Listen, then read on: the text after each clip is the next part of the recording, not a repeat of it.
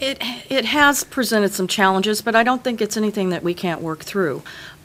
We have a solid program in place, and we started down that pathway of looking at what enterprise applications should be delivered. So right now we've got email as a service, SharePoint as a service. We started with back office, and we're working our way down the scale and drawing that cut line a little lower and lower each time so that we move into those consolidated enterprise applications.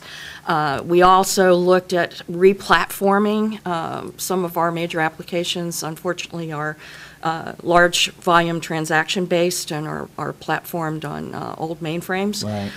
Looking at that aspect, as Bob had said, about re-architecting, re-engineering, determining what we can do to get those applications to a better place, and at the same time we can improve the performance. I mean, we just re-platformed some things for one of our agencies, CBP, where we can get 10 times the transaction output out of the new technologies than we could before, and what we were doing in the legacy environment. The business case itself is sound.